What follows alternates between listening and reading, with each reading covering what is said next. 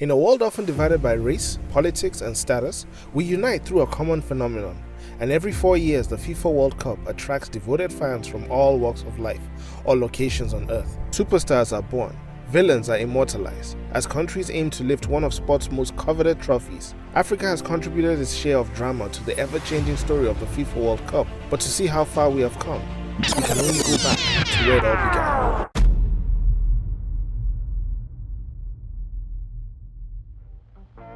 Africa did not feature in the inaugural World Cup.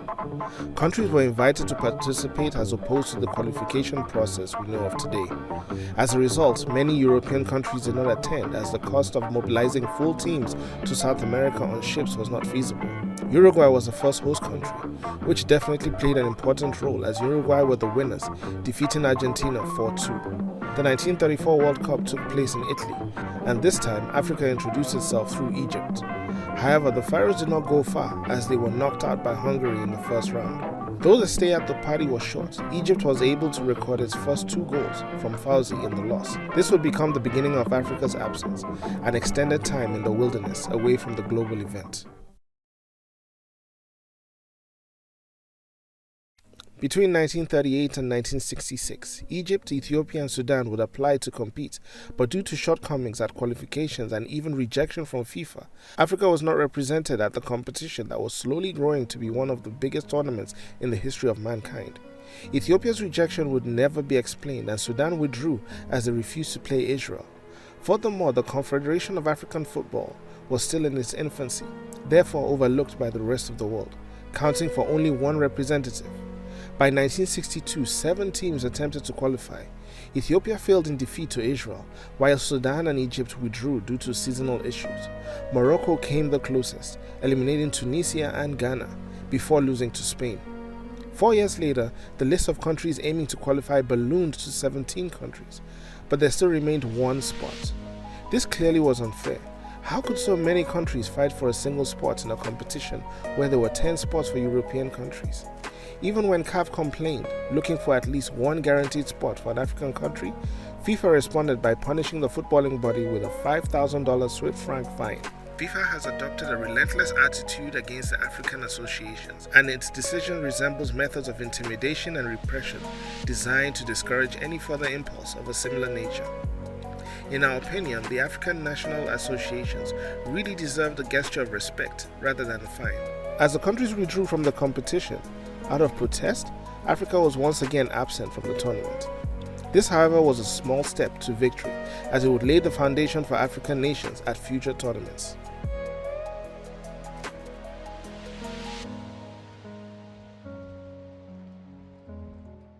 Three decades later, Africa was back in the tournament, as Morocco carried the torch for the continent after 10 grueling matches. The tournament was not kind to the Atlas Lions. They were grouped with Germany, Peru, and Bulgaria. They lost both games and drew 1, earning a single point, the first point for Africa. But here's a story that may be better.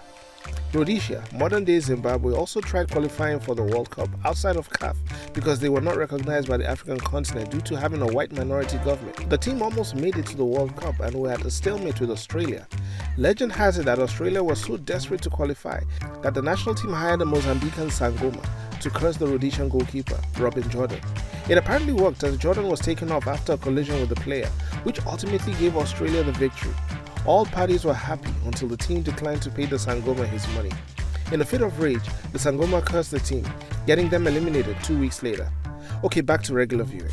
Zaire were the torchbearers at the 1974 edition, becoming the first sub-Saharan African nation to represent Africa. Though they cruised through qualifications in addition to being the year's AFCON winners, the team lost woefully in all 3 of their opening games, conceding 14 goals in total and not scoring a single goal. Branded the clowns of football, the team were even threatened by dictator Sekou Mobutu not to lose by more than 4 goals to Brazil or they should bother not returning home. Luckily, they only lost by 3, probably thanks to Mwepu Mulonga's innocent play during a Brazilian free kick. But let's examine this embarrassment.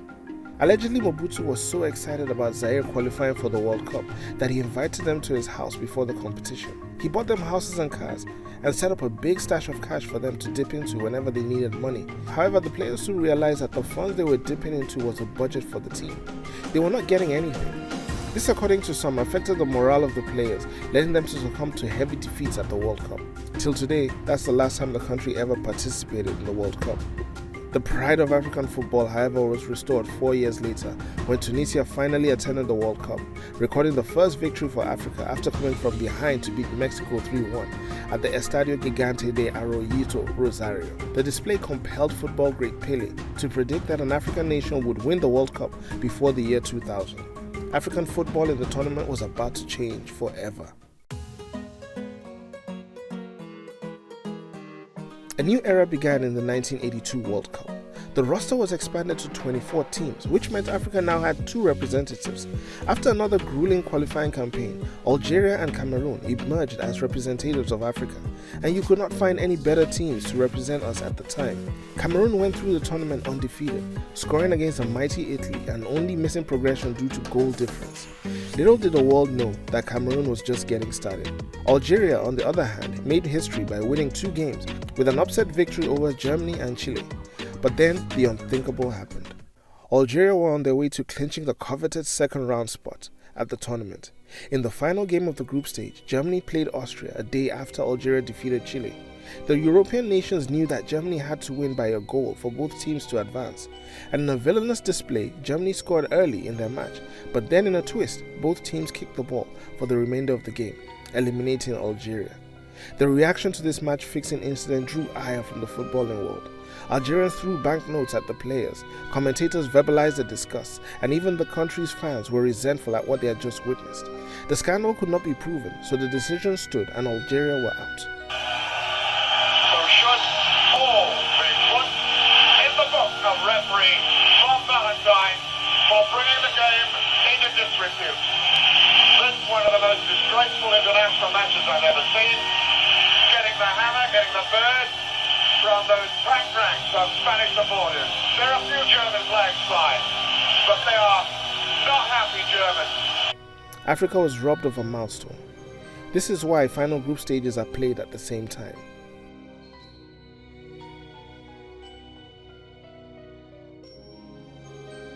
Only North African countries represented Africa in the 1986 edition. Algeria and Morocco were looking to build on previous appearances, with Algeria being the first African nation to attend consecutive competitions. However, the nation was not able to replicate its earlier feat, but the disappointment was offset by Morocco, upsetting England, Poland and Portugal to progress to the knockout stage. The team then met West Germany, a squad with some members from the disgrace of Gijon. Morocco, however, were unable to exact revenge, but Africa left the competition with at least a representative moving to the second round. The 1990s was a golden era for African football.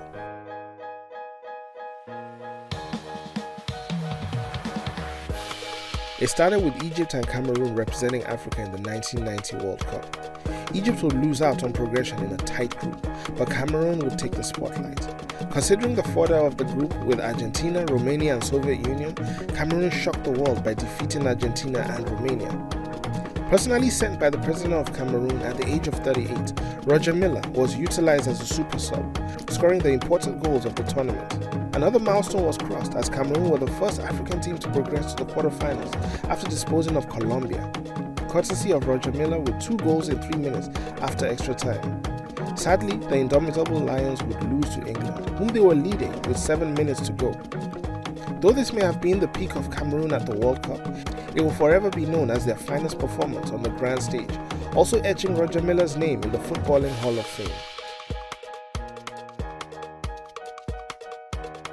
4 years later, Africa's involvement in the World Cup anthology earned the continent a 3rd spot in the tournament, and it was not taken for granted as Nigeria, Morocco and Cameroon arrived in the United States looking for gold.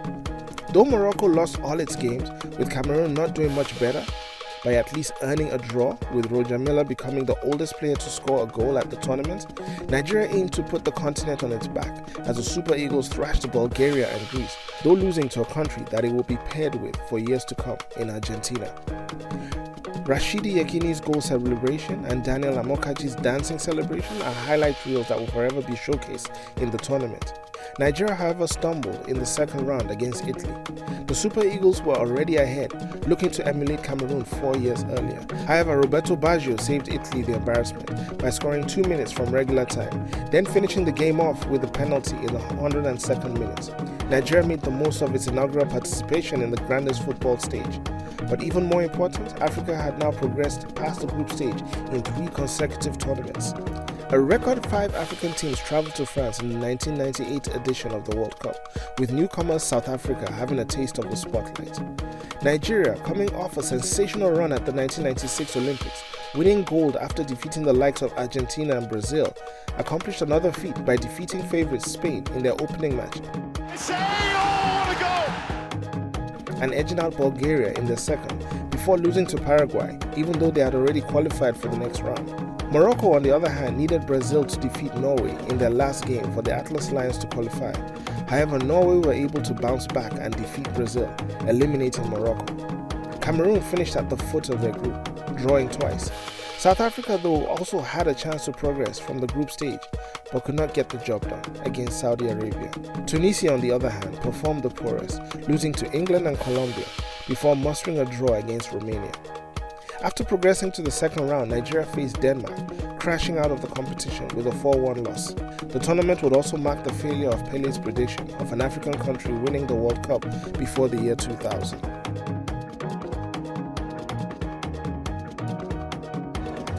The new millennium introduced Senegal to the grand stage as the 2002 World Cup was hosted in Asia.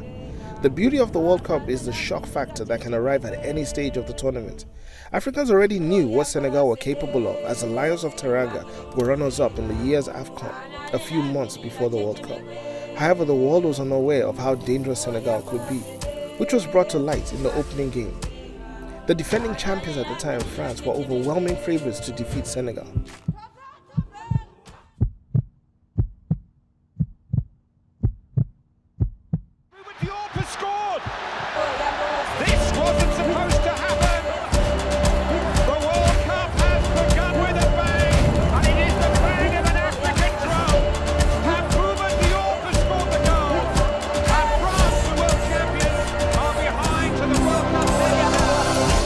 The world was shocked when Bouba Diop in the 30th minute slotted in the only goal of the game, giving the Lions 3 points. Senegal emulated the plight of Cameroon and progressed to the quarterfinals, scoring a golden goal against Sweden. Most likely tied from the amount of games played, Senegal succumbed to a defeat at the hands of Turkey, who scored in the 94th minute. The other African teams, though, did not fare well, as Nigeria was slowly becoming a shell of its former self in the group of death, only drawing to England after losses to Sweden and Argentina. Tunisia did not fare better, while Cameroon and South Africa narrowly missed out on the second stage, with losses to Germany and Spain respectively. The 2006 World Cup was different, as 4 of the 5 teams representing Africa were debutants. Angola, reaching their first competition by ousting Nigeria on head-to-head results, drew 2 of their games and lost to Portugal. Ivory Coast's golden generation lost its 2 games and won its last. Tunisia only drew 1 of its matches while losing the other 2. Togo, meanwhile, had its own problems before starting their first game at the World Cup with wage disputes. They did not win a single game. As noted, all African teams buckled under the weight of the competition, except the Black Stars, who, like other West African nations, dazzled in their inaugural competition. Though losing to Italy, they went on to defeat the Czech Republic and the United States, creating a mini rivalry with the latter team. However, in the round of 16, Ghana would lose to Brazil. Another tournament, another African team in the second round, but still no African team advancing to the quarterfinals. The 2010 FIFA World Cup will be organized in South Africa.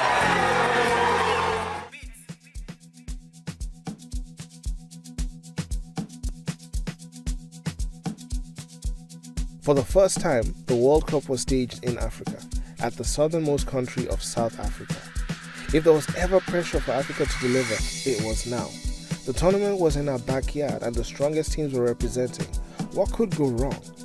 The opening match was a spectacle. Taylor, what's he saying? It's a really good ball. It's Shabalala!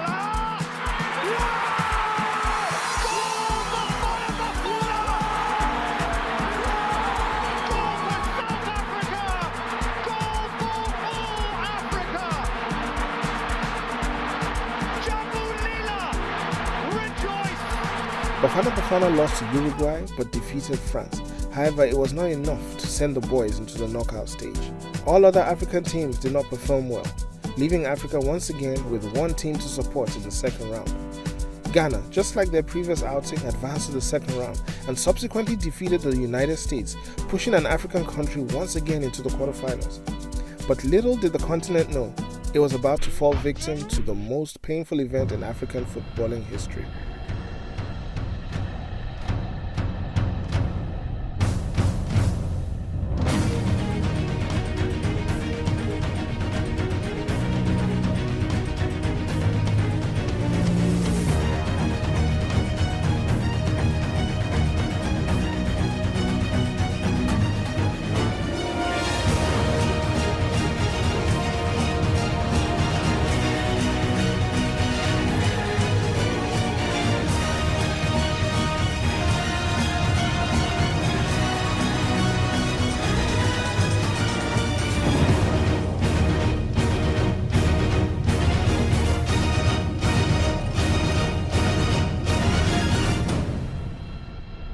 Luis Suarez's handball off the goal line has been revered as one of the most infamous moments in the World Cup, denying Africa its first entry into the semi-finals. But give debit to where it's due, Asamoah Gyan had a chance to end the game, but he hit the crossbar.